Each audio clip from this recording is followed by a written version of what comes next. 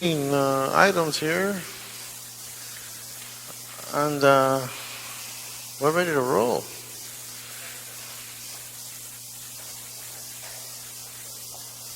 So, I know what we'll do. We'll just vote.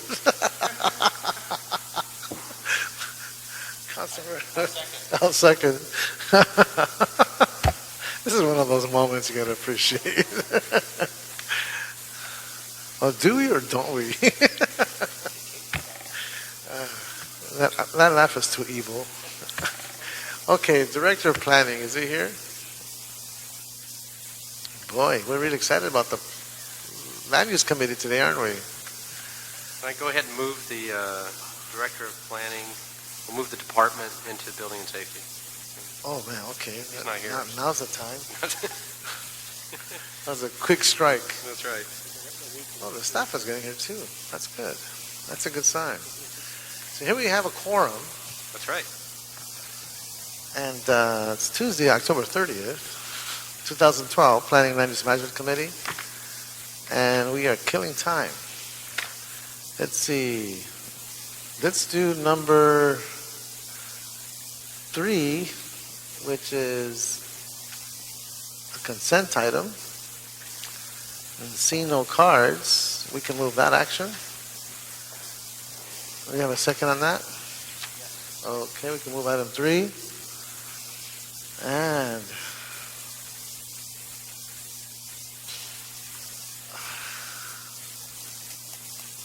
this does not bode well. Okay, which ones are not controversial in District 14? How do we start like that? So we continue everything till next week. We can move it on to council. Is he going to show up? Oops.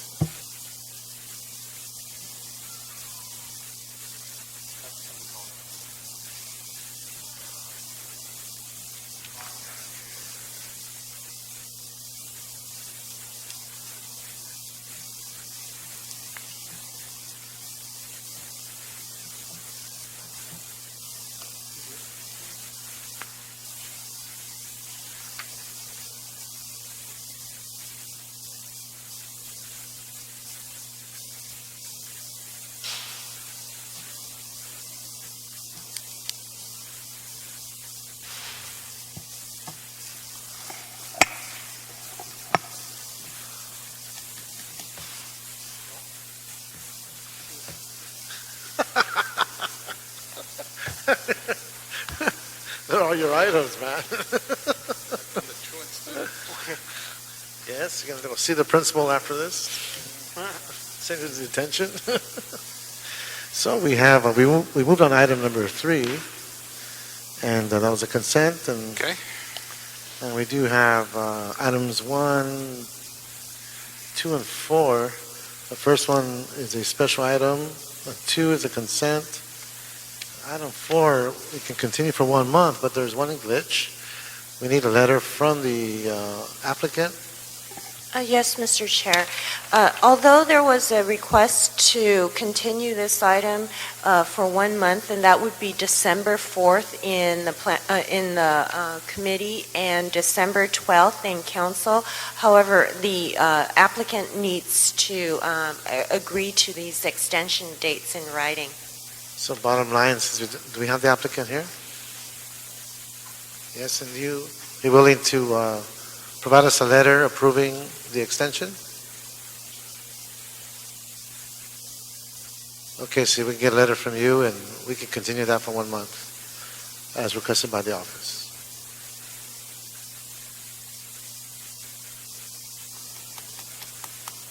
Okay, so that's been continued.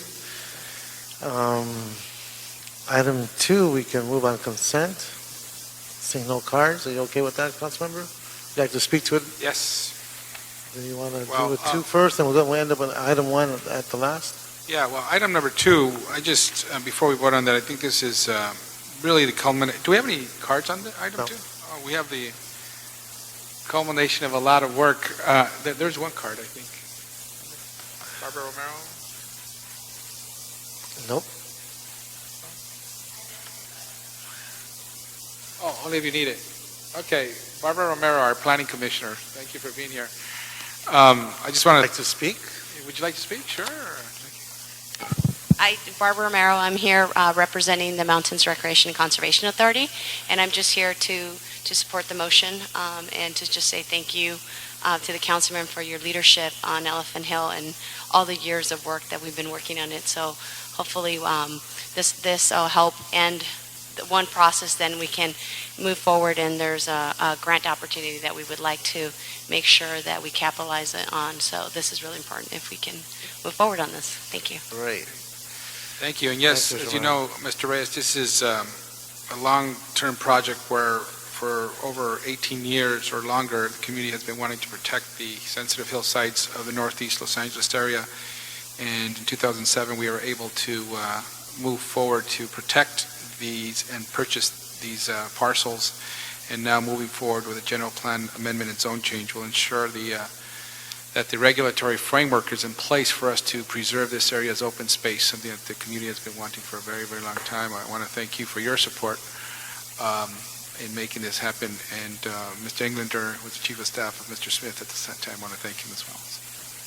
So we're all in trouble. Okay. I just want to make sure I have his eye boy, you know. All right, so is that a yes on all three? That'll be the action of this committee. And good job, Councilmember. Thank you. Good job. We do have a public comment though, so that'll wait. So then we have item number one. We have the, Roberto, can you read item one to the record? Yes, council members. Item 1 is an appeal by John Chang. He's appealing the action of the East LA APC, which disapproved a parcel map to allow a two-parcel subdivision for a single-family development. And also, there's a 245 motion that was adopted by the council. Okay, so we have staff. Want to come on up? Staff report. Mr. Chair, committee members, my name is Garland Chang, Planning Department staff. Just a brief history concerning this case. The applicant filed a identical application in 2007. It was denied by a previous deputy advisory agency. This case is similar in that they're dividing a 19,000 square foot parcel into two, and in a flag configuration, one house in back, one house in front, and the one in back is connected to the street by a narrow access strip. The previous application, that access strip was owned by the property in back. The current configuration is the access strip is owned by the property in front, and they've now called it a private street. It's been a long-standing practice and policy of the Division of Land not to introduce an element that doesn't exist in the community or by setting a precedent. It's not necessarily the flag configuration, it's just the introduction of the front and back scenario of development where the new development in back would impact the privacy of the neighbors on both sides and to the rear.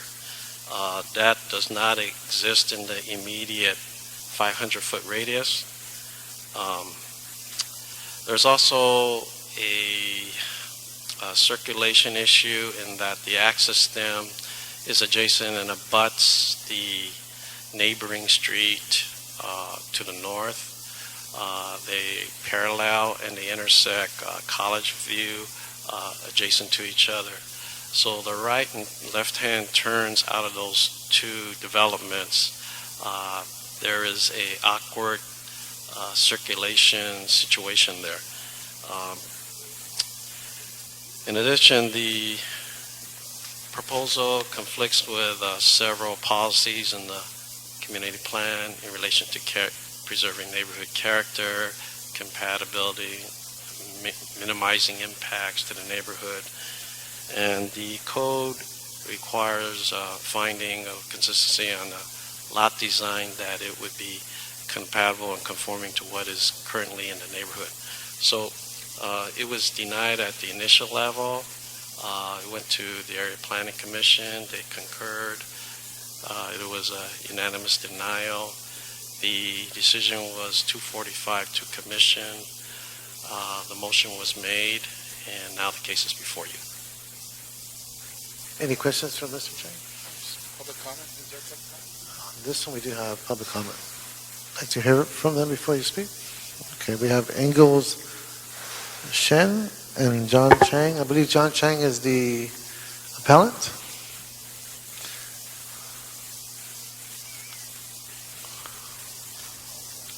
And the applicant.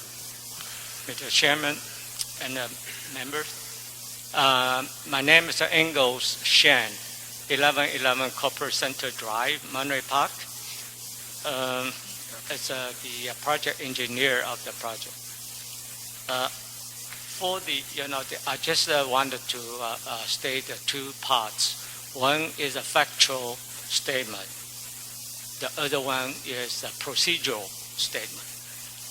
Okay, now the factual statement, I think first, the advisory agency did not recognize that the private street, it did not distinguish private street and flag lot, the strip of the driveway. The private street actually is a street, but the narrower case is 22 feet wide. Everything is designed and constructed for the public street standard, and also have to be inspected by the Public Works and also approved by Public Works. So that's the first, and then the second part. Just for sake of clarity, the private street you're referring to is a street on the private lot Yes, that connects to the public street? the equivalent, the standard to the public street. So you're saying the driveway The is different equivalent? with the driveway is that if a private driveway is no standard, just a strip of the land, no standard to governing this development. So that's the private streets are different, have to be designed per city standard and also constructed per public street standard. So what are you proposing? So we proposed a private street as a per the city standard. Everything have to be followed the city standard. We call out also, we included the so-called type D curb and gutter to control the drainage. Otherwise, private street, private so-called driveway does not control any drainage. So this is different.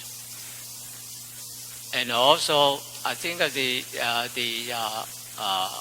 on the denial letter statement is mentioned about the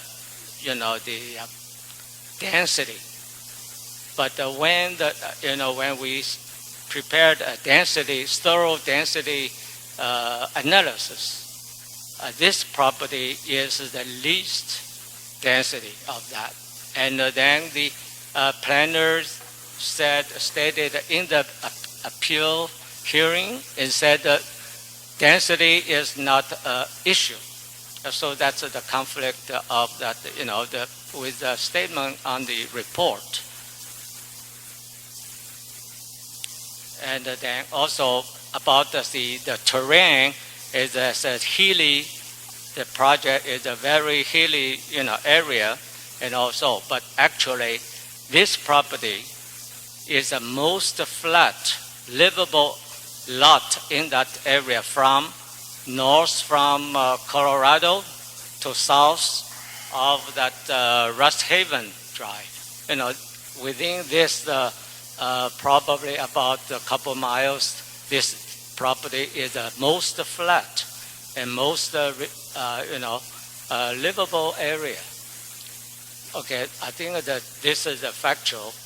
And I asked the planner or this advisory agency, did he go to the field, inspect the site, or the surrounding area?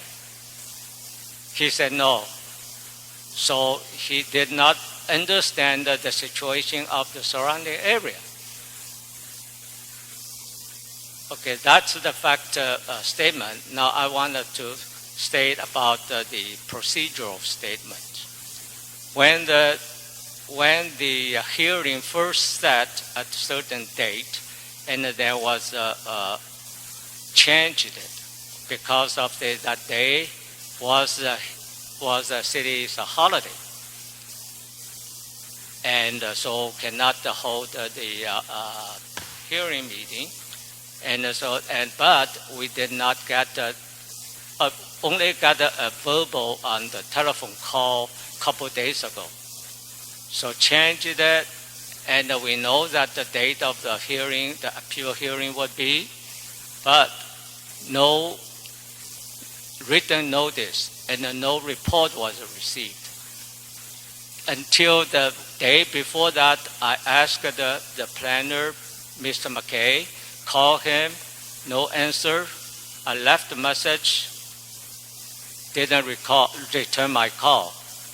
And I also then called advisory agency and Mr. Chang. Didn't answer the phone. I left a message, didn't return. So I only think I called the planning commission. Then they told me the time, the place, and I found the place to get there. Okay, and then during the hearing, appeal hearing, that was this project was the only items on the agenda. It's the only one. And then I think after getting to the hearing, only about 15, 20 minutes, the commissioner that took this break, says wanted to discuss something.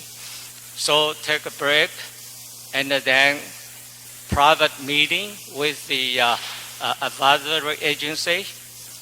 Some kind of secret meeting or what, we don't know. What they talked, I don't know. And then after that, the 15, 20 minutes come back. No discussion, no question and answer, and just flatly says, state of that dislike the project. And then ask for the motion right away, and denied. That in my 30 years of business, of numerous of that hearing, that's the first time I have that situation. Something that cannot discuss in the public hearing and has to be privately discussed. I don't know what the situation. That's all I have to say. Thank you. Any question? Like to have Thank you to very answer. much. I don't see any questions from my colleagues. Is that the final? So now you have one more Oh, speaker. yes. So we have next speaker. Come on up, please. Give us your name. Hi, my name is John Chang. I'm the applicant. I want to thank you, Chair and board members, for the opportunity to hear me. It's been an honor to be part of the Eagle Rock community for over 35 years, and with your help, I can continue this opportunity as a contributing member. My family has lived on this lot for almost 30 years, and I hope to continue this long-standing tradition with my growing family.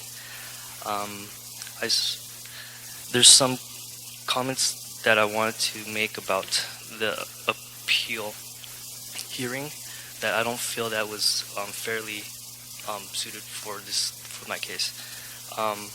During the appeal, a scenario was put towards the commissioners that if something similar to this would go through, a calculated a pool and privacy issues would be a factor. I have images of my backyard. Now, what would be a factor? I didn't catch that. Excuse me? What was your last sentence? The privacy issue would be affected if I were to build a property. It was characterized,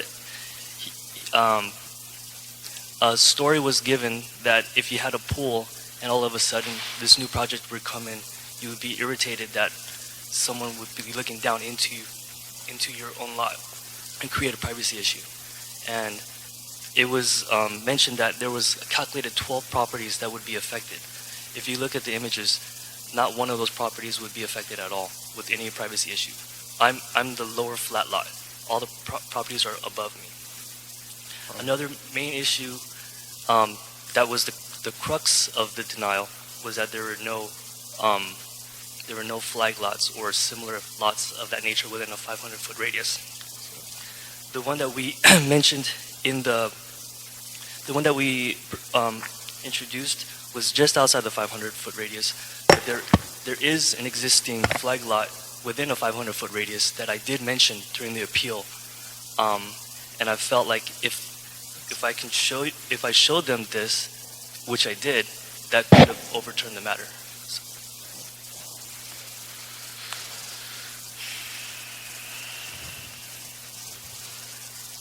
And that's pretty much all I have to say. Okay, so we got the images, and so your property is at a lower level than the other properties around you? Yes. It's lower, it's one of the largest, and it's the flattest. Okay. There, adjacent to my property, there are 14 vacant lots, and they keep talking about city code being conforming and all, it has code this. I don't really understand the code, but to be conforming within my neighborhood would pretty much be a vacant lot, and I don't understand, Okay. Thank you. Any questions? Do you have any questions? Thank you. Well, if I could ask staff some questions, please. So, one of the comments was that it would block the neighbor's view. Is that some concern by the neighbors? I understand the neighbors are actually supportive of the application. There wasn't any opposition. There wasn't any opposition. Okay, so, and I think the neighbors have actually support this, correct? Is that, the applicants are, for the record, nodding their head, yes. Okay, so the neighbors support the application. And then what I've noticed is that there's a number of irregular lots here. So it's not like a typical, grid neighborhood. So even some of these other lots, although they might not be flag lots in that shape, there may be irregular shaped lots in the neighborhood. Is that correct? That's correct, but there's other issues involved with those that you're referring to that Okay. you can't see in 2D. I'm sorry, what was that? There's other issues related to those lots that you cannot see in 2D. Contrary to what they feel, I've been out there to see the site. The parcel that they're talking about was part of an application in the 70s. It was finally culminated or finished in 1992.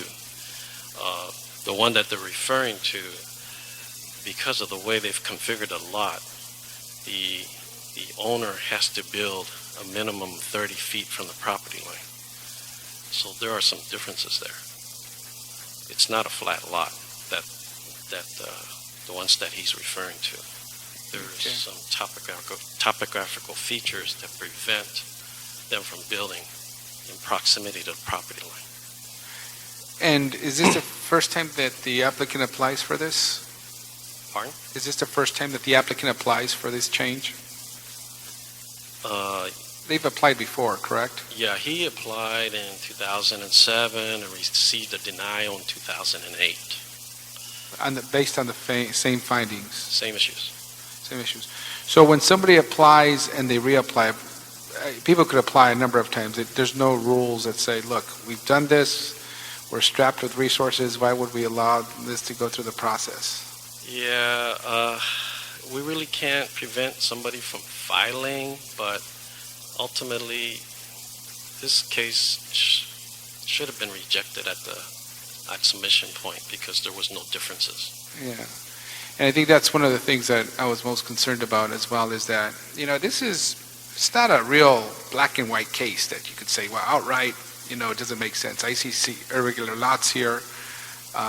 If you do a flag lot here, it's not really going to stand out with respect to the rest of the community.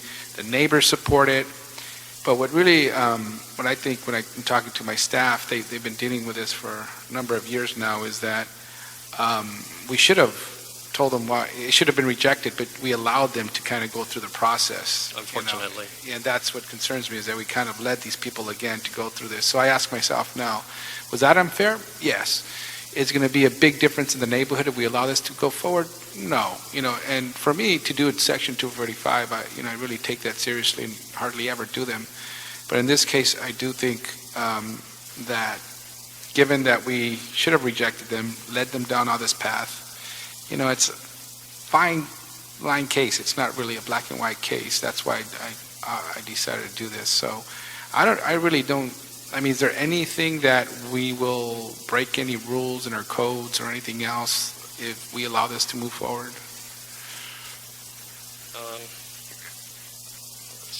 Terry Kaufman, City Attorney's Office. You just have to make the findings for approval of the parcel map because you stand in the shoes of the APC, and then you would probably want to add conditions. Okay. So as long as you can make the findings. Gotcha. And so, colleague, that's what I would ask us to do. And in legal terms, sometimes the judge rules in the interest of justice, which is, it's a vague thing, but they look at some facts and say, we're going to rule one way. There's no real law to back it up, but it's just in the interest of justice you do. And I think in this case, when this applicant should have been rejected and we allowed him to come this far, and when you look at the facts before us, it could have gone either way. So I would ask that we move forward with this Section 245 and allow the application to move forward.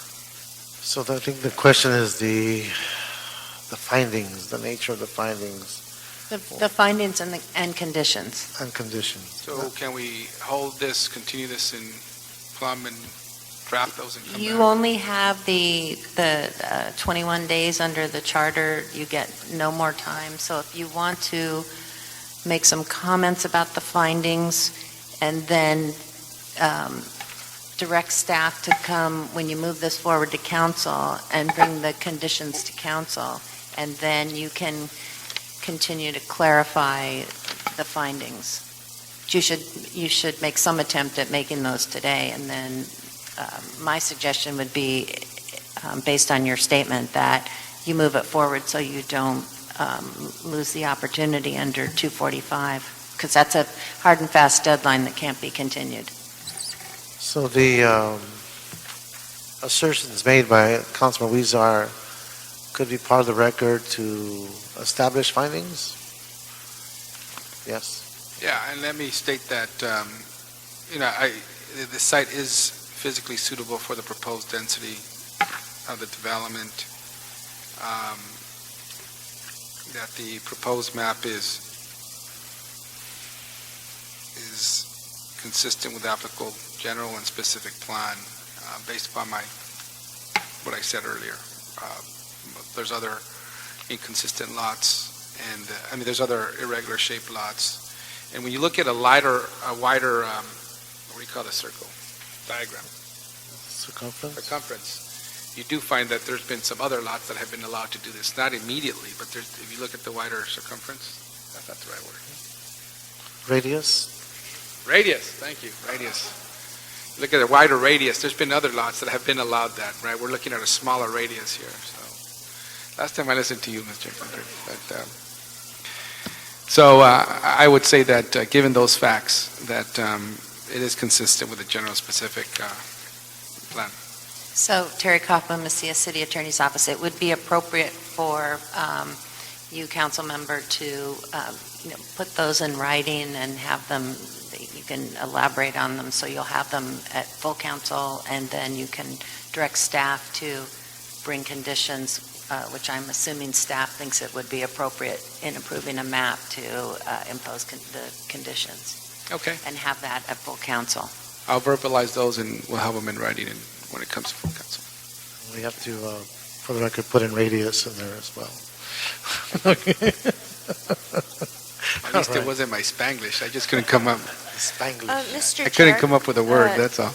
Just to clarify, this item is currently scheduled for council for next Tuesday, November 6th. So our office will work with the other parties to make sure that everything will be ready Are we for meeting? November 6th. And that would include the categorical exemption too. It's everything that, it's everything that, that the commission disapproved. You have to do the reverse on everything, all the findings in the environmental clearance. Gotcha. Okay, Yes. okay, the public comment will be closed after this? Can staff work with my staff to No problem. effectuate that? Thank you very much. I know that you guys do hard work, look at these intensely, and I respect the work you guys do. I rarely do 245s. In this case, I think in the interest of fairness, when this application should have been rejected, and I think it's the right thing to do now. Okay, so we will grant the appeal filed by John Chang and thereby overturn the entire decision of the East LA Planning Commission disapproving parcel map AA 2011-2831 PMLA PS to allow a two-parcel single-family development for property at 4911 North College View Avenue with the findings stated on the record by the council member and to be reported by the staff before council. Now that's a semicircle. Last time I listened to you. So Councilman, you also included the conditions and the revised findings, right? Yes, And also the environmental clearance. exactly. And since you granted the appeal, the 245 should just be received and filed. Absolutely. Okay. Okay. As we go. All right. So that will take care of that matter. And that covers items 1 through 4. And we do have one public comment card on this. Our director would want to make a report, even though we were patiently waiting for you, but that's okay. Quick report since I was late. Mike LeGrand for the record. I just want to alert you that on Friday we'll be having the zoning code update ordinance before you for the increase in the general plan maintenance fee by 2% to cover that. As you know, we had unanimous support from the business community at the original council committee hearing on this, and we look forward to bringing that to you on Friday, and we'll be there to answer any questions the committee may have. Great. Good job. Okay. For public comment, we have one card, Phyllis Dougherty. Hello, Phyllis. Good afternoon, Councilman, Mr. LeGrand. I'm here about the puppy mill ban, and if you have the articles that I presented, that was what appeared yesterday on Opposing Views. Very, very concerned about this because you're not being given the whole truth. First of all, of course, this is just an effort to put pet shops out of business because they aren't very well liked. This is not going to affect the overpopulation in the city because all this will do is to drive people to internet brokers who have puppy mills. They are the fronts for the puppy mills. Backyard breeders, whom we don't regulate, and any shop that's immediately outside of the city of Los Angeles limits. You can go right up to San Fernando Road. So, and the impact that it's going to have on the city will be minimal, if any. The problem is that it doesn't just stop with restricting what pet shops can do.